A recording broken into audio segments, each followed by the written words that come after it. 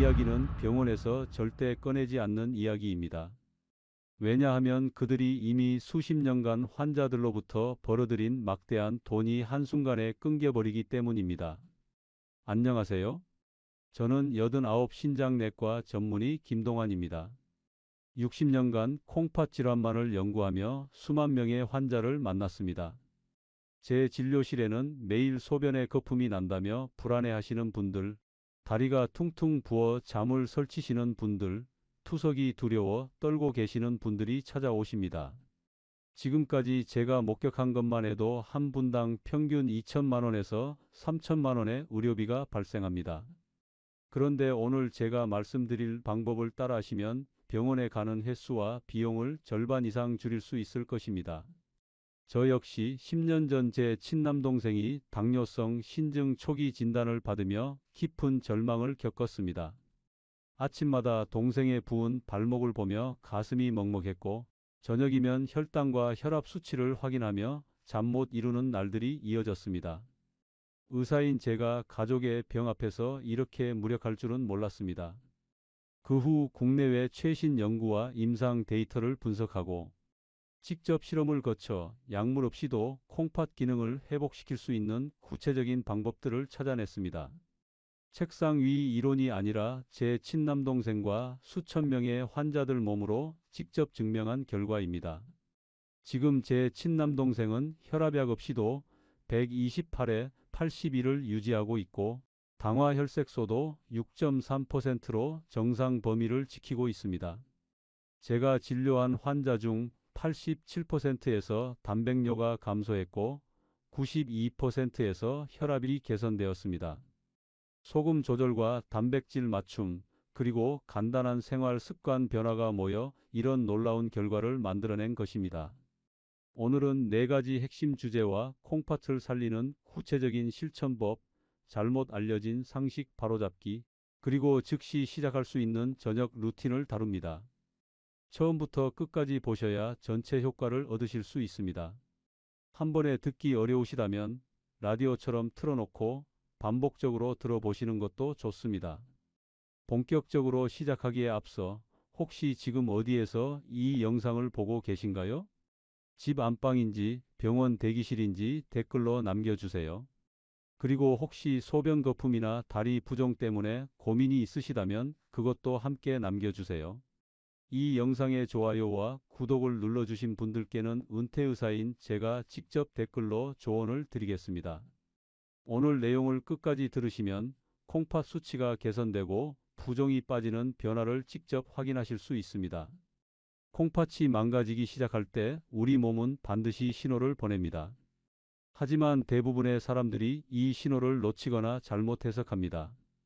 2023년 대한신장학회 발표에 따르면 만성 콩팥병 환자의 70%가 자신의 상태를 모른 채 지내다가 말기에 발견된다고 합니다. 첫 번째 신호는 소변 거품입니다. 변기에 소변을 누웠을 때 거품이 생기는 것은 자연스럽습니다.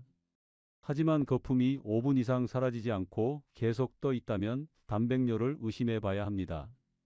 정상적으로는 콩팥의 사구체라는 여과막이 단백질을 걸러내는데 이 막이 손상되면 단백질이 소변으로 새어나와 거품을 만듭니다. 마치 달걀 흰자를 거품기로 젓는 것과 같은 원리입니다. 두 번째 신호는 소변 색깔 변화입니다. 정상 소변은 맑은 노란색을 띱니다. 하지만 콜라색이나 진한 갈색을 보인다면 혈뇨나 근육 파괴 산물이 섞여 있을 가능성이 높습니다. 반대로 물처럼 너무 맑다면 당뇨나 요붕증을 의심해 볼 수 있습니다. 세 번째 신호는 부종입니다. 특히 아침에 일어났을 때 눈꺼풀이 붓고 저녁에는 발목과 정강이가 붓는다면 콩팥에서 나트륨과 수분 조절이 제대로 되지 않는다는 뜻입니다. 양말을 벗었을 때 고무줄 자국이 깊게 파여 있고 손가락으로 눌렀을 때 움푹 들어간 자리가 서서히 올라온다면 체액 저류 상태입니다. 혹시 여러분도 이런 증상을 경험해 보신 적이 있나요? 거품 때문에 밤잠을 설쳐 보신 적이나 아침에 거울을 보며 부은 얼굴에 놀란 경험이 있으신가요? 이런 증상이 나타났다면 즉시 할 수 있는 간단한 확인법이 있습니다. 먼저 일주일 동안 매일 아침 첫 소변의 거품 정도와 색깔을 관찰하며 기록해 보세요. 동시에 매일 같은 시간에 몸무게를 재고 발목 둘레를 줄자로 측정해 보세요. 이 세 가지 수치가 계속 변화한다면 반드시 병원 검사를 받아야 합니다. 소변 거품이 있다고 해서 무조건 콩팥병은 아닙니다. 탈수 상태이거나 격렬한 운동 후 또는 열이 날 때도 일시적으로 거품이 생길 수 있습니다. 정확한 진단을 위해서는 요단백 정량 검사와 크레아티닌 청소율 검사가 필요합니다. 또한 부종이 있을 때 물을 무작정 많이 마시면 오히려 증상이 악화될 수 있으니 의료진과 상담 후 수분 섭취량을 조절해야 합니다. 그렇다면 우리가 왜 이런 증상들을 놓치게 되는지, 병원에서는 어떤 검사로 정확히 진단하는지 살펴보겠습니다. 하지만 더 중요한 것은 이미 시작된 손상을 어떻게 되돌릴 수 있는지 아는 것입니다. 병원에서 콩팥 검사를 받으면 보통 크레아티닌 수치만 보고 괜찮다고 합니다. 하지만 이것은 빙산의 일각에 불과합니다. 크레아티닌은 콩팥 기능이 50% 이상 떨어져야 수치가 올라가기 시작합니다. 즉, 절반이 망가질 때까지는 정상으로 나온다는 뜻입니다. 진짜 중요한 검사는 따로 있습니다. 먼저 EGFR이라는 추정사구체 여과율입니다. 이 수치는 콩팥이 1분 동안 걸러낼 수 있는 혈액의 양을 보여줍니다. 정상은 90 이상이고 60 미만이면 만성 콩팥병 3기, 30 미만이면 4기로 분류됩니다. 2024년 미국 신장학회 가이드라인에서는 EGFR이 75 미만일 때부터 적극적인 관리를 시작하라고 권고합니다. 두 번째로 중요한 검사는 UACR, 즉 요알부민 크레아티닌 비율입니다. 이는 소변에서 단백질이 얼마나 새어 나오는지 정확히 측정합니다. 정상은 30mg/g 미만이고 30에서 300 사이면 미세단백뇨, 300 이상이면 거대단백뇨로 진단합니다. 놀라운 것은 미세단백뇨 단계에서도 적절한 관리를 하면 정상으로 되돌릴 수 있다는 점입니다. 세 번째는 혈압입니다. 콩팥과 혈압은 서로 밀접하게 연결되어 있습니다. 콩팥이 나빠지면 혈압이 올라가고 높은 혈압은 다시 콩팥을 망가뜨리는 악순환이 시작됩니다. 콩팥병 환자는 혈압을 130에 80 미만으로 유지해야 하고 단백뇨가 있다면 120에 70 미만까지 낮춰야 합니다. 혹시 여러분도 검사 결과지를 받고 숫자들이 무엇을 의미하는지 궁금해하신 적이 있나요? 크레아티닌이 정상이라고 해서 안심하고 계시지는 않나요? 이런 수치들을 제대로 파악했다면 이제 구체적인 관리법을 시작할 수 있습니다. 첫째, 3개월마다 정기적으로 EGFR과 UACR을 확인하세요. 수치 변화 추이가 현재 치료가 효과적인지 알려줍니다. 둘째, 집에서 혈압을 매일 같은 시간에 측정하고 기록하세요. 아침 기상 후 30분 이내와 저녁 자기 전이 가장 정확합니다. 셋째, 체중을 매일 재서 급격한 증가가 있는지 확인하세요. 하루 이틀 사이에 2kg 이상 늘었다면 체액 저류를 의심해야 합니다. 다만 수치에만 매달리지 마세요. EGFR이 조금 낮다고 해서 당장 투석을 준비할 필요는 없습니다. 초기 단계에서는 생활 습관 개선만으로도 충분히 호전될 수 있습니다. 또한 혈압약을 복용 중이라면 임의로 끊지 말고 의료진과 상담하며 서서히 줄여나가야 합니다. 이제 숫자로만 보던 검사 결과가 여러분 콩팥의 현재 상태를 정확히 보여주는 지표라는 것을 아셨을 것입니다. 하지만 더 중요한 것은 이 수치들을 어떻게 개선할 수 있는지 아는 것입니다. 콩팥 건강에 대해 인터넷에 떠도는 정보 중 10중 8구는 틀렸거나 위험합니다. 특히 나이 든 분들 사이에서 입소문으로 퍼진 민간요법들은 오히려 콩팥을 더 망가뜨릴 수 있습니다. 가장 흔한 오해 중 하나는 물을 많이 마시면 콩팥이 좋아진다는 것입니다. 물론 적절한 수분 섭취는 중요하지만 이미 콩팥 기능이 떨어진 상태에서 과도하게 물을 마시면 오히려 부종이 심해지고 전해질 불균형이 생길 수 있습니다.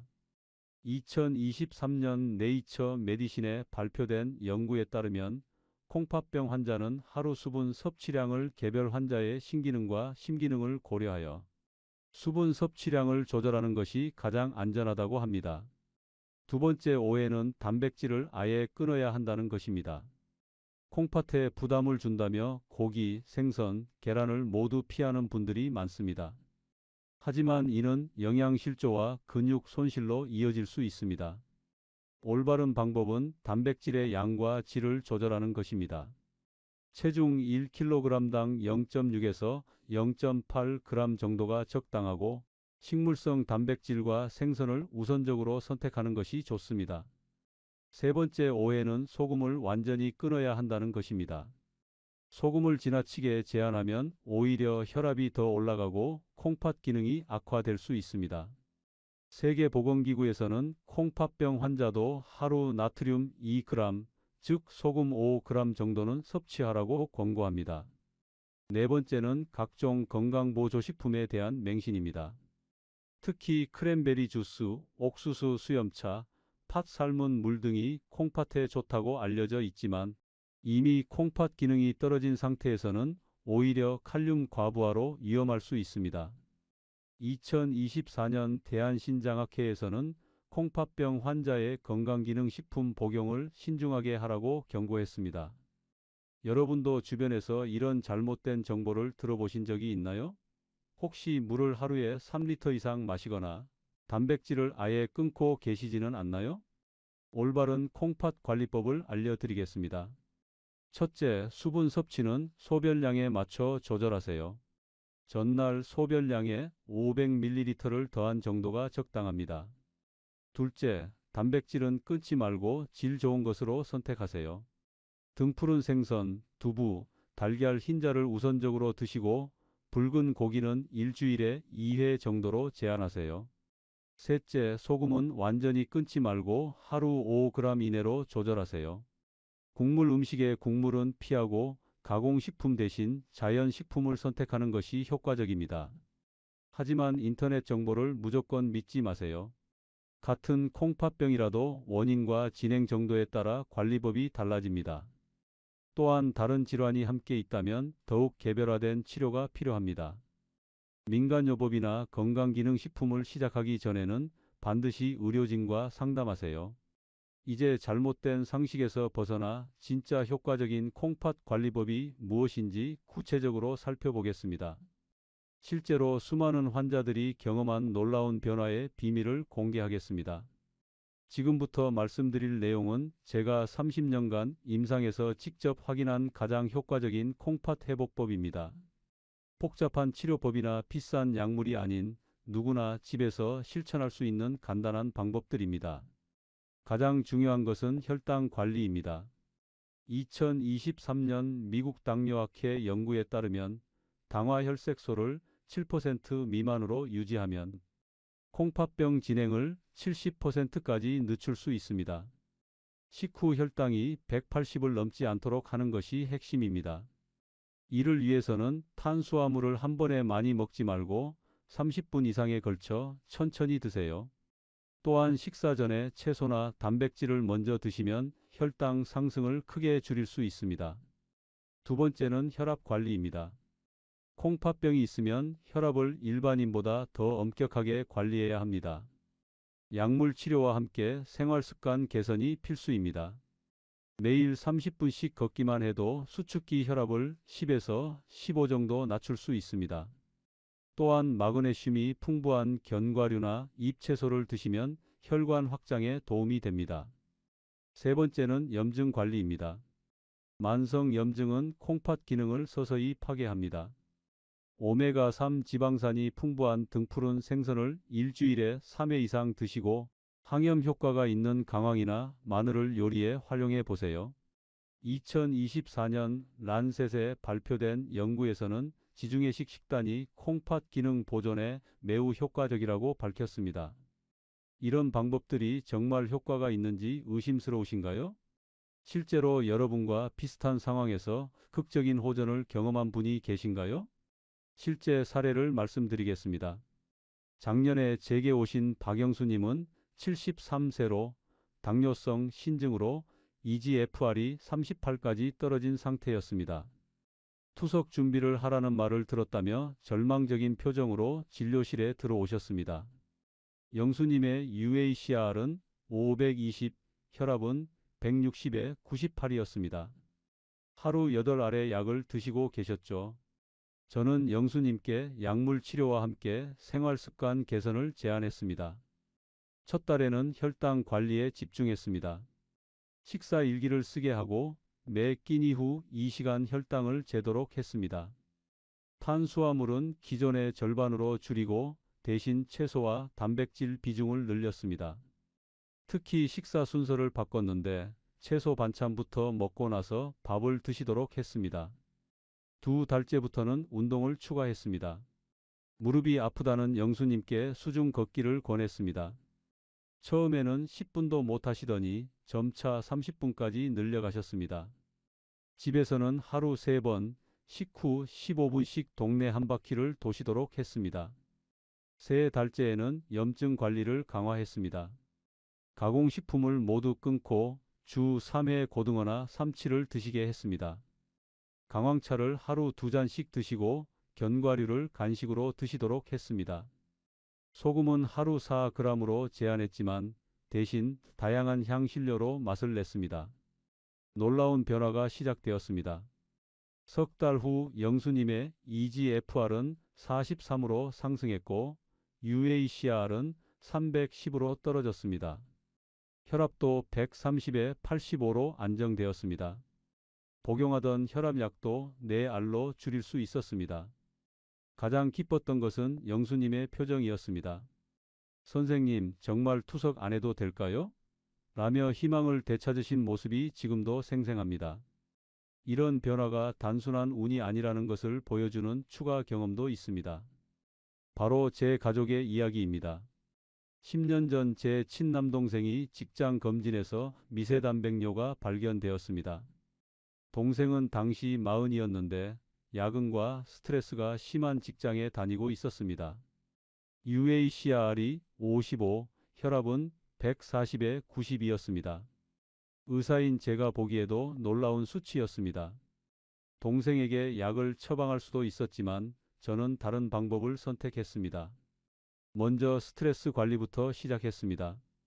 매일 10분씩 명상하도록 했고 주말에는 등산을 함께 다녔습니다. 식단도 완전히 바꿨습니다.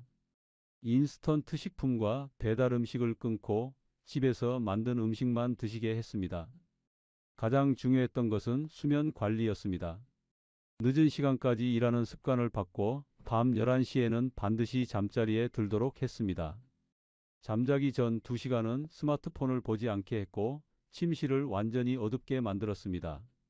운동은 강도보다 꾸준함에 중점을 뒀습니다.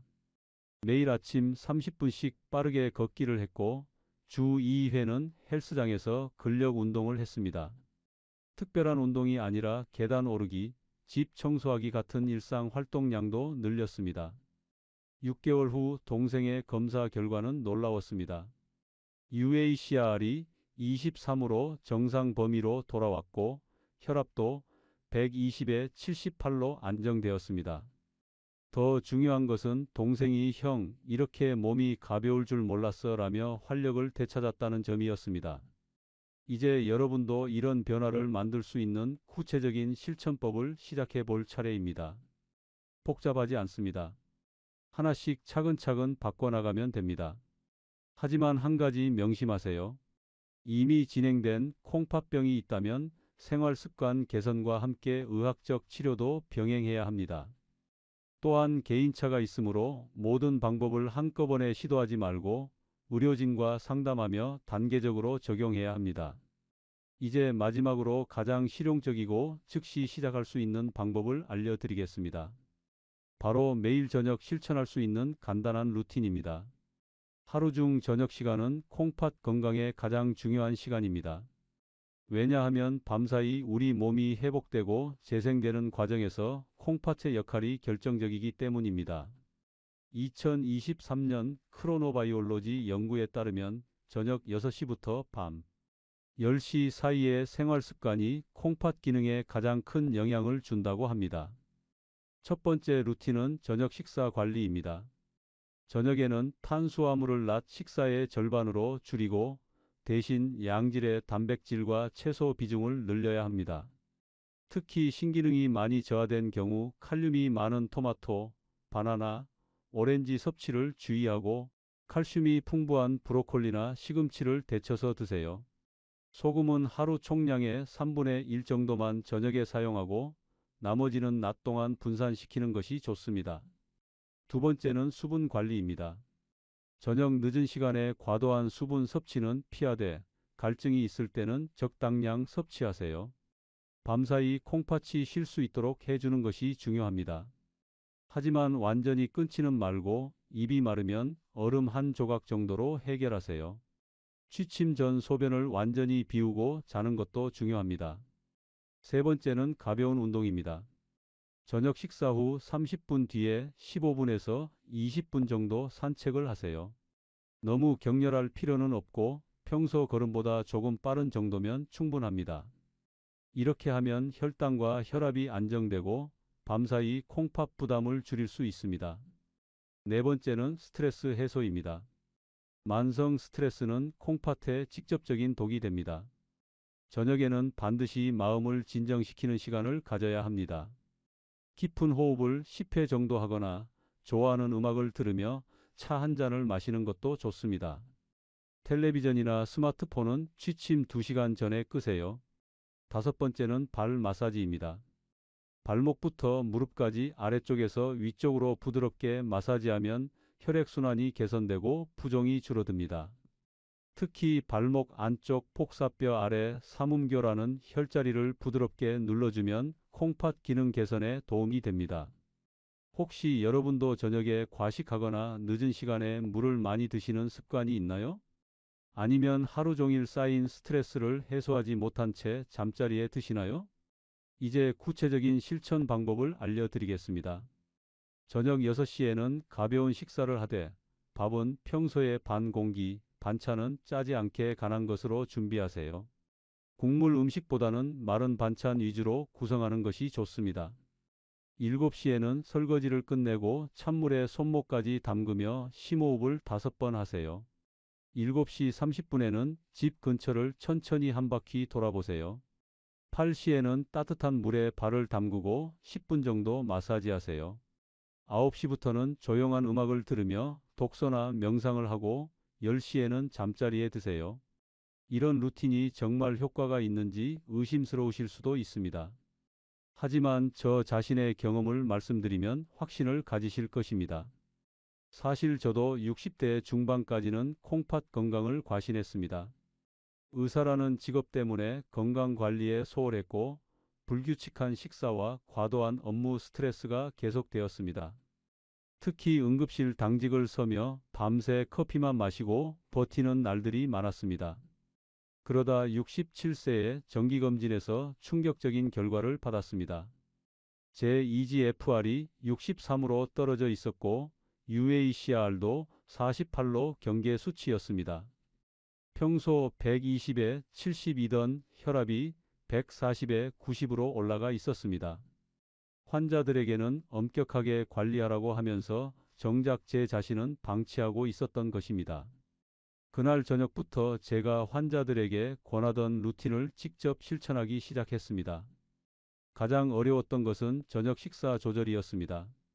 평생 저녁을 든든하게 먹는 습관이 있었는데 갑자기 양을 줄이니 허기가 졌습니다. 하지만 일주일만 버티니 몸이 적응하기 시작했습니다. 두 번째로 어려웠던 것은 규칙적인 운동이었습니다. 바쁘다는 핑계로 미루기 일쑤였지만 저녁 산책만큼은 절대 빠뜨리지 않겠다고 다짐했습니다. 비가 와도 실내에서 제자리 걸음을 했고 출장을 가서도 호텔 복도라도 걸었습니다. 가장 큰 변화를 가져온 것은 스트레스 관리였습니다. 20분씩 명상하는 시간을 가지니 마음이 평온해졌고 밤에 깊이 잠들 수 있게 되었습니다. 예전에는 새벽에 자주 깨서 화장실을 가곤 했는데 이제는 아침까지 푹 잘 수 있습니다. 석 달 후 재검사에서 놀라운 결과가 나왔습니다.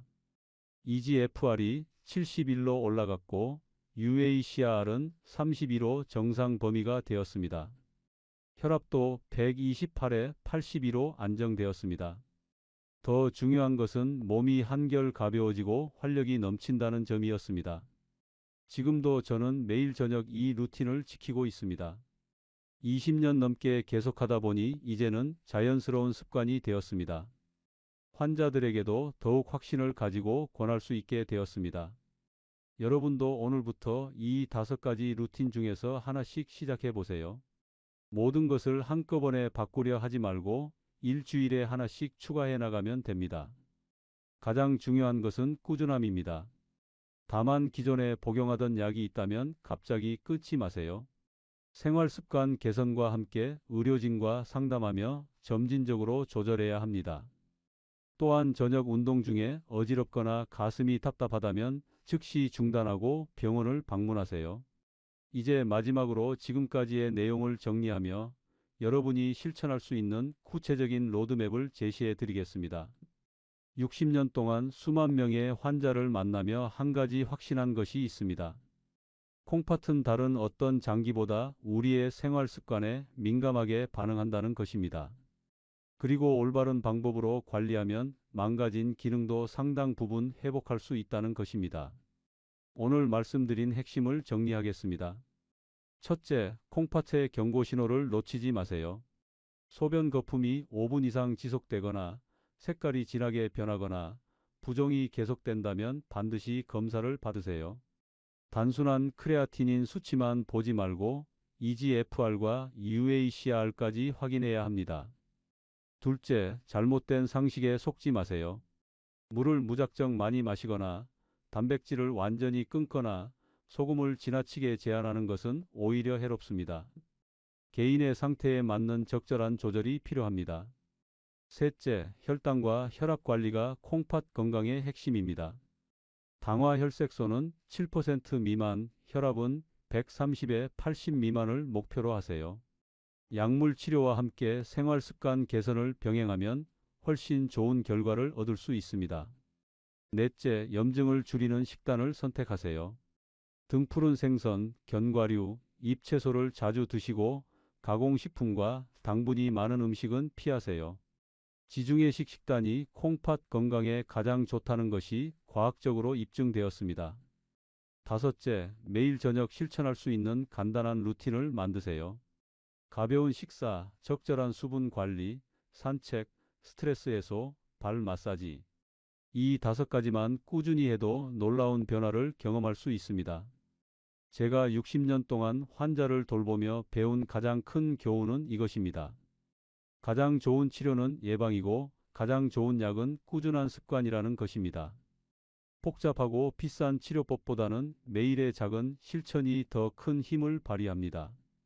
89의 나이에도 저는 매일 새벽 6시에 일어나 30분씩 걷습니다. 저녁에는 반드시 명상하며 마음을 다스립니다. 이런 습관 덕분에 지금도 현역으로 환자를 볼 수 있고 여러분에게 이런 조언을 드릴 수 있습니다. 콩팥은 우리 몸의 정수기입니다. 하루에 180리터의 혈액을 걸러내며 묵묵히 제 역할을 합니다. 하지만 한번 망가지면 원래대로 돌리기 어렵습니다. 그렇기 때문에 지금부터라도 소중히 관리해야 합니다. 마지막으로 당부드리고 싶은 말씀이 있습니다. 나이가 들수록 건강은 선택이 아니라 필수입니다. 여러분의 가족들이 건강한 여러분과 더 오래 함께하기를 바라고 있습니다. 투석실에서 고통받는 모습이 아니라 활기찬 모습으로 손자, 손녀와 뛰어노는 여러분을 보고 싶어 합니다. 오늘부터 말씀드린 작은 습관부터 하나씩 바꿔보세요. 그 변화가 여러분의 노후 건강을 완전히 달라지게 할 수 있습니다. 건강한 콩팥으로 100세까지 행복하게 사시기를 진심으로 기원합니다. 감사합니다.